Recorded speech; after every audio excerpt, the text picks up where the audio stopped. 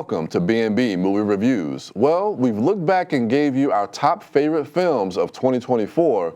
Now we look ahead to 2025 to give you some of our most anticipated movies we are looking forward to this upcoming year.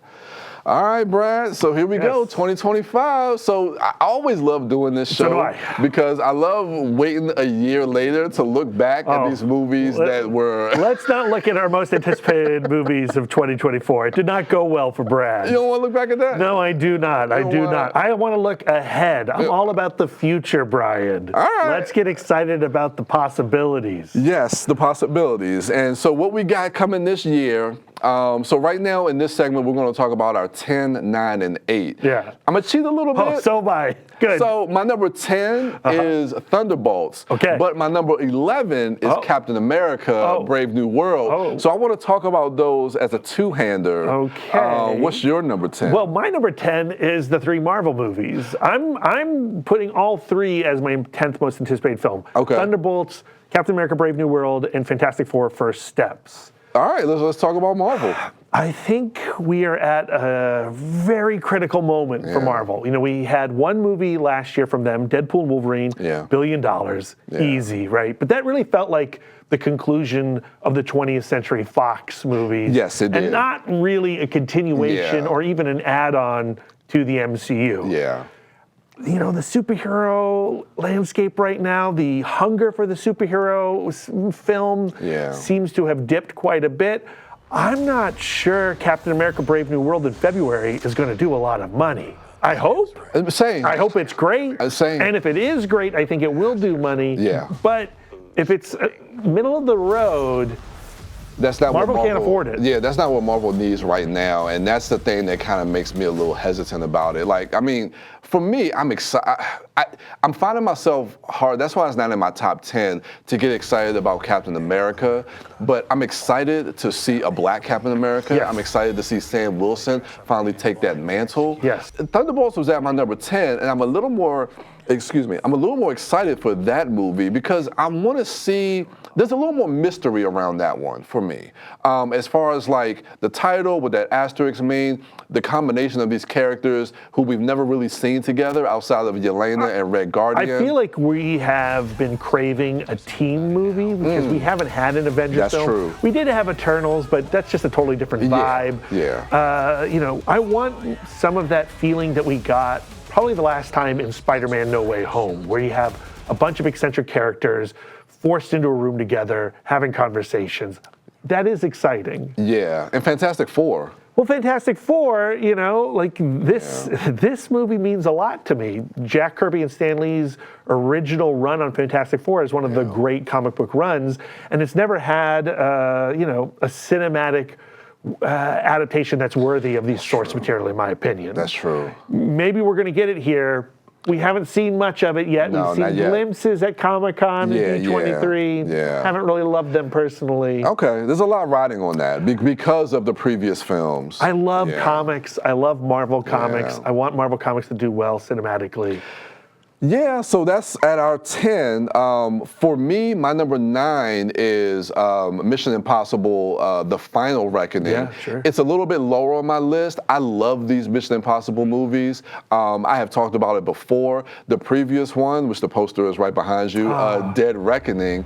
I like that movie. I'm not the biggest fan of some of the choices that was made with some of the characters. But is it the worst Mission Impossible movie? No. No. Is it the second worst Mission Impossible I have to look at my list. I'll say no. No. So, I mean, it's pretty good. It's pretty good. I'm not saying it's a bad movie, but as far as anticipation, it's in my top 10, but it's a little bit lower for me. Yeah. What's at your number 9? My number 9 was my number 1 of last year's most anticipated list. It's Mickey 17, the new Bong Joon-ho film, which was supposed to come out last year, then was supposed to come out early this year, has now been pushed to spring.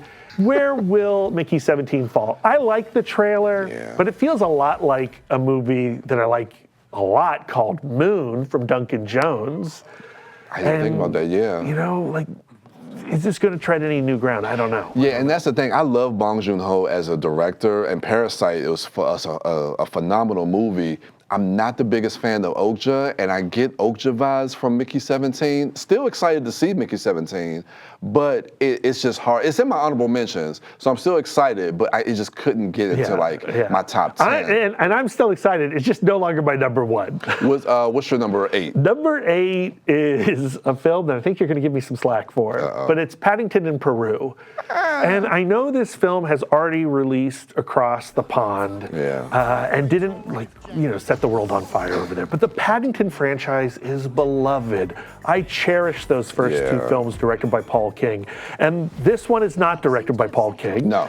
Dougal Wilson is directing this one. Okay. The trailer at the same time still gives me the warm and fuzzies. Okay. And I just need a movie right now like Paddington and Paddington 2 that is going to inject some warmth and positivity and hope into my life. I get that. And I just need it to be good. I get that. Quickly, my number 8 is we talked about musical biopics last episode so my number 8 most anticipated is Michael.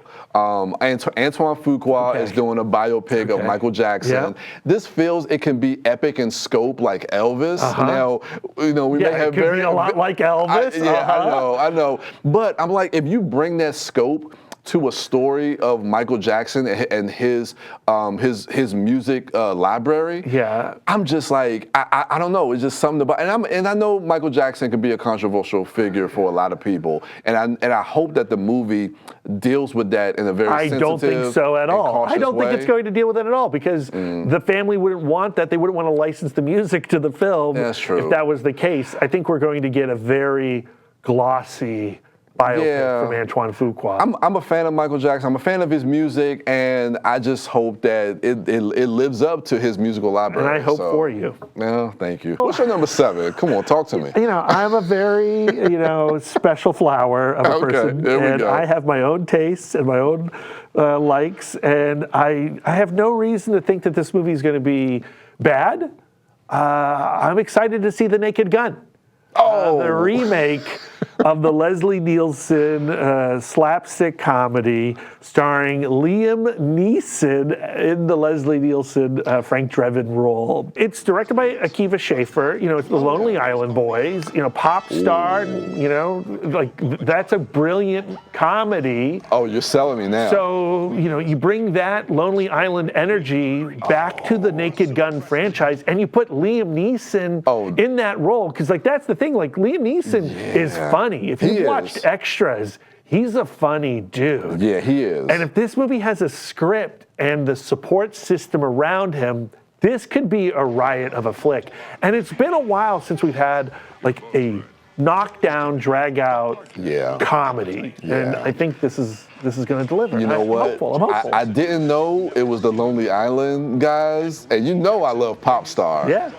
You sold me. I take everything I say back. I apologize. I'm sorry. I'm looking forward to Naked Gun. I don't know if it's top 10 for me, but it definitely needs to be on my list. I had no idea, so I'm looking forward to that. My number 7 is Predator Badlands. Yeah, okay. I like Prey. I know they moved it to Hulu, had it on streaming. Yeah, that was a COVID situation. That was a COVID situation. But also, the movie, Disney, Hulu. Yeah, it was during that time where they were trying to figure all that stuff out. But it was critically praised. It got a great response from the fan base. Yeah. And they kept the budget small with Prey. Yeah. I don't know what Badlands is going to be about, but I always thought it was going to be hard to kind of try to reinvigorate that franchise after The Predator. Because to me, that movie talking about that one. Yeah. So, but coming out of this from Prey, they found new life with this franchise. Yeah, and the same filmmaker. Dan Trachtenberg.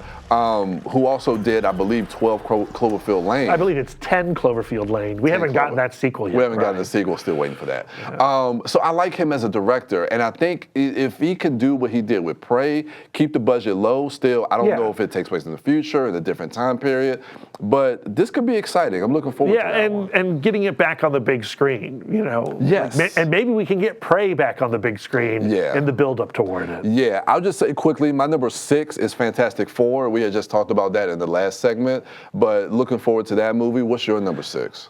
Mission Impossible: The Final Countdown. Yeah. I felt the same way about the last one, Dead Reckoning Part 1. It's never going to get a part 2, apparently. But this is a franchise that I really look forward to every time there's a new entry. Christopher McQuarrie, he's been directing the last batch of movies. Yeah. I like all of them. I don't think there's a dud in the bunch. I think the last one was the weakest. But I have faith that they're going to deliver something powerful with this one. I hope so. And let's hope it's not Spectre, the James Bond of the Mission Impossible franchise. You see, it's interesting you say that, because while you were talking, I was thinking about what we talked about last week with Dune, where you compared that to Kill Bill 1 and 2, where I feel like maybe watching The Final Reckoning will make Dead Reckoning feel more like a complete story. Maybe. But, if it's like you say, it was Spectre with James Bond, hopefully it's not that. Yeah, you got to Christoph Waltz and he was like the architect of all his pain, and I'm worried that we're going to have a figure here, like the AI system from Dead Reckoning is going to be revealed to be a person who's been orchestrating everything. From the very beginning. And I don't love what's being anticipated from the trailer outside of the big set pieces. Okay, all right. I have faith. Yeah. I mean, look, we're going to get great stunts, and Tom Cruise is always. He's going to run a lot. He's definitely going to run a lot at 60, which is crazy. I can't do that. I'm almost half his age. Anyway, my number 5 is Tron Ares. Okay. Okay. I like the world of Tron. I liked Tron Legacy. I'm not going to say it's only because of the Daft Punk score, although I do love that score. But look, Trent Reznor and Atticus Ross are doing it under the moniker of Nine Inch Nails. Yeah. So I'm excited to see what they're going to do with the score. The score is going to be good. The set design is going to be great. The set design is going to be great. It's going to look good. Yeah, Jared Leto. Yeah, I know Jared Leto, but Jeff Bridges is coming back, so we will have some continuity at some point with that. But yeah, you're right. The set design, the look, I'm excited to see how they can continue this story, and if this can launch into a franchise where we can get more films. And we'll finally get maybe a good Tron film. Oh, goodness. Are you serious? I like all the Tron movies. Okay. Just play it. I was like, don't do that to me. What's your number 5? My number 5 is a movie that I really can't justify it being here, but it's here. It's The Monkey. It's coming out real soon. It's the new horror film from Osgood Perkins. I thought you weren't a fan of Osgood Perkins. His movies, they're fascinating. Okay. They never quite do it for me, but I'm always intrigued by them. Okay. And the trailer for The Monkey is fantastic. It looks extremely violent, extremely disturbing. Yeah. Based on a Stephen King short story, 2 brothers find a toy monkey, and everyone around them starts dying in horrible ways.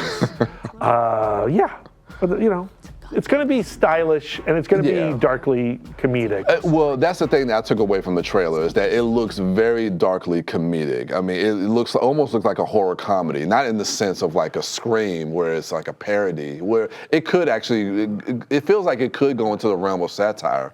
But it intrigued me watching that trailer, because I wasn't expecting that tone. And there's always quality cinematography with an Osgood Perkins movie. So my number 4, let me pull up my list. I just looked at. You kind of made fun of me about this one. I love this world. It's from the world of John Wick. Oh, okay. Ballerina. No, man, this is not going to be good. Wait. This is not going to be good. I don't think so. Why? Talk to me. Because it's the I know, Len Wiseman. Len Wiseman director. But the thing is it's high on my list because I just love the world of John Wick. I love how stylish it looks, the way that Chad Stahelski kind of brings in color and the lavishness of it. But, and I know Len Wiseman is directing it, but I know know they did reshoots, and Chad Stahelski is kind of the overseer of this world, and so if Chad Stahelski stepped foot on the set, I'd be surprised. I think he actually directed a lot of the reshoots. Oh, okay. So I'm hopeful for this. Look, I enjoyed this more than I did that terrible show, The Continental, on Peacock. I never watched it. Good, you're not missing anything. But again, like I said, and you're bringing back, oh goodness, why am I forgetting? Keanu Reeves? No, well, Keanu, yes, but I was thinking of Winston. Why'd you do this to me, Bryan? Cut this out. I know. Don't make me forget Winston's name. Shane. Ian McShane. Ian McShane. We got there. We finally got there. Ian McShane, Keanu Reeves, and the late great Lance Reddick are all coming back for this. So it's connecting to the larger world. I'm looking forward to it. I'm happy for you. Thank you. What's your number 4? I love the John Wick movies, but it's just, no. 28 years later. That's in my honorable mentions. The movie that I'm really looking forward to. The trailer is phenomenal. Yeah. And I love the idea of taking it so far beyond the first film. What does this world look like 28 years after the rage virus destroyed everything? What does it do to humanity? Yeah, especially with people who have survived since then. Yeah. What has it done to them? And, Aaron Taylor Johnson, it's like his 100th film in the last 2 years. Ralph Fiennes in this movie. All right. Love this guy. All right. But it's really the power of that trailer. Danny Boyle coming back, Alex Garland coming back on screenplay duties. But that trailer and the music of that trailer, it's really upsetting. I found myself, watching a little bit through my fingers. I'm excited. Intriguing. I'm excited to get another Danny Boyle movie, and especially within this world. 28 Days Later, I thought was a revolution at the time in 2002, I believe, when it came out. Especially in the way that it was filmed, Have you gone back and looked at the digital photography of 28 Days Later? Not recently. It's rough. It's rough, but again, groundbreaking. Yeah, groundbreaking. And even in that rough cinematography, it has a vibe. Yes, absolutely. So I'm looking forward to that one. You said that was your number 4. So your number 3. But number 3 is another Stephen King adaptation. Okay. This time it's The Running Man, but it's directed by Edgar Wright. Yeah, that's in my honorable mentions. Yeah. But Edgar Wright, Running Man. Yeah. Glenn Powell in the Arnold Schwarzenegger role, although I think this film's going to be very different than the action film from 1987. It is about a reality TV show that puts people on the run, being chased by stalkers, actual killers. Glenn Powell's going to be the person being stalked. But Edgar Wright, I think he's going to do a lot of justice to the source material, the Stephen King book that he wrote under the pen name of Richard Bachman. Those were the books that were the most upsetting and gnarly. I think I hope the movie follows suit with that. I'm excited. I'm always excited for a new Edgar Wright movie. And I don't know if you heard the new casting at the time that we're recording this about who will be playing the role of the host. The host? Oh no, who? Coleman Domingo. Well, that's great. Yeah. He's perfect. Yeah, he's great too. So This movie's going to be great. I'm excited for that one. It's in my honorable mentions. Maybe it should be higher, but my number 3, you already know. Avatar, Fire and Ash, I like that. I like the first movie. I love that second movie, Way of Water, and it really kind of solidified my love for this franchise and where we could go. Like these are experiential movies. Like you have to experience this in the cinema. Do I have to? Why does that sound like a threat?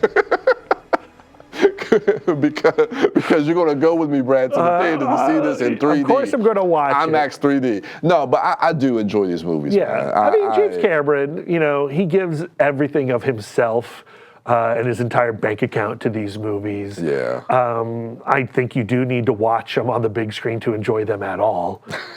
So I will be there. Yeah. So yeah, that's my number 3. My number 2, I'll just say this real quick.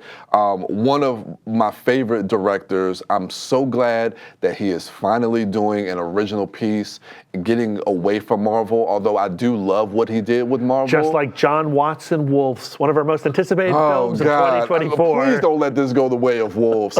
Ryan Coogler doing Sinners. Reuniting with Michael B. Jordan, or uniting. Let me say uniting, because he's never departed from Michael B. Jordan. But for him to do an original idea, something that's set in the time of slavery, or like the Prohibition times. I'm not sure exactly the exact time period. But Prohibition and slavery, very different times. Very different times, yeah. So, I haven't watched the trailer. I'm so excited I've skipped the trailer. Yeah, so supposed to be possibly about vampires. Michael B. Jordan playing 2 different characters, twins. I'm just excited because it's a new Ryan Coogler movie. Yeah, I same. love Ryan Coogler. Yeah. What's your number 2? My number 2 is another favorite filmmaker. Okay. It's Guillermo del Toro, and it's his Frankenstein, which is going to be a Netflix movie. And if you know anything about Guillermo del Toro, you know that he's obsessed with the Mary Shelley novel. Yes. And we've had so many different adaptations of that book. But I think there's always room for one more. In fact, we're going to get 2 Frankenstein movies in 2025. Maggie Gyllenhaal has The Bride, and I'm excited about that one too. I am. That one, I'm curious about that. Yeah. So, we know the story, but we don't know what it's going to look like lensed through Guillermo's imagination. Yeah. Look at Pinocchio. I know. That Pinocchio doesn't look like any other Pinocchio. That's what I was thinking about, and that's what gets me excited about you can't help but to get excited for Guillermo del Toro and what he's going to do next. And knowing his love for Frankenstein and what he can bring to this, yeah, count me in on this one. So, Brad, again, our list very different. Yep. Which I love. It gives people out there, just different things to recommend so they know what's coming their way. But again, I think we're aligned. We've been doing this show too long together. Yeah. Our most anticipated movie. What are we looking forward to? James Gunn's Superman. There you go, Superman. We started this episode kind of struggling with our feelings about where Marvel is as far as their cinematic output is going. And, DC's had far more downs than ups. True, very true. But the ups that they have had have come from James Gunn. Like the Suicide Squad, James Gunn's last movie. Love that movie. Or second to last movie, is fantastic. Yeah. And extremely emotional.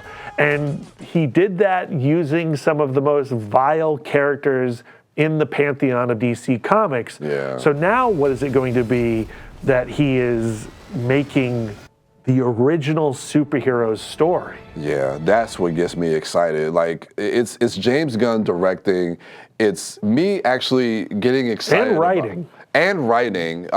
Coming off of The Suicide Squad, which was my favorite movie of 2021, coming off of Guardians of the Galaxy 3, which I think is one of Marvel's best movies that they've done since Endgame. One of the few exceptions. Easily. And James Gunn is a director that I feel like his sensibilities really resonate with me personally, as far as how he's able to kind of bring emotion and just nuance to the whole found family, to outsiders and he as has characters. A true passion for the source material. Yeah. He's not just telling a Superman story. He knows that when you're going to tell a proper DC Comics Superman story, you're going to need some Guy Gardner. You're going to need some Mr. Terrific. You're going to need Crypto. And you're going to need the Fortress of Solitude with its, Fortress of Solitude robots. Let's go. Let's make a comic book movie. Yeah, and I'm excited for it. And this kicks off this new DC universe, and it gets me excited. I mean, you mentioned at the beginning of the show with Marvel and where superhero films and comic book movies are with the masses, kind of dipping a little bit with as far as the excitement for them. But I think now with DC coming in with Superman, and we saw from their trailer release and how people have responded to that trailer, that it feels like DC, it gets me excited for what they're going to do coming up next. Just tell good stories. That's it, man. Tell good stories. Give me one good Superman movie. And I think that's the thing that excites me about Superman, is because what you just said is what James Gunn is about. He's about telling good stories. Yeah, starting with the script, right? We're not shooting until we've locked down this script. Yes. I don't know why every other movie doesn't work that way, but for some reason it doesn't. So I'm excited, man. I hope it's my #1 movie of the year. Same. I mean, it's very rare that kind of aligns with our most anticipated. This could be the one. If you tell a great Superman story, that's Brad's catnip. There you go, man. There you go. So before we get out, I do want to mention some honorable mentions. I don't know if you have any. Yeah, but I got some. A lot of the ones you mentioned were on my list. I did have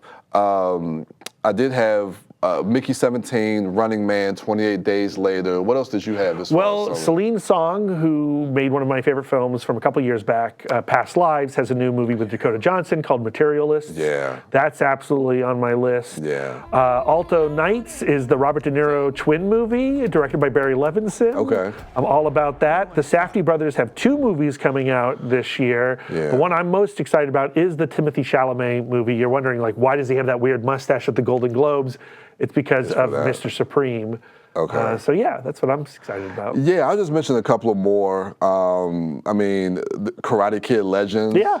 I wasn't big on Karate Kid. I'm not a big fan of Cobra Kai, but that trailer really sold me. So I was like, okay, I'm interested. Jackie Chan, Ralph Macchio, back. I got it. Yeah, together. Yeah, and the kid is from an American-born Chinese. Yeah, fantastic. Yeah, I saw that show, which was great, and he was good in it. So I'm excited to see what he's going to do in that. Timo Giganto just came off of The Shadow Strays. We love A Night Comes for Us. I'm hoping that him coming to America doesn't dilute his visual style and his kinetic energy that he brings to action films. Yeah, I hope they let him cook. Nobody 2. Yeah. I hope he cooks on that one. F1, I'm looking forward to that. Joseph Kosinski coming off of Top Gun Maverick. Yeah. So trailer's amazing. Yeah. And then everything else we mentioned, and The Accountant 2, I'm looking forward to. And we're done. always got to get that reaction. I got to get that reaction out of you before we leave. So if you liked what you just saw, then check us out on YouTube at PGC TV Online, and we'll see you at the movies.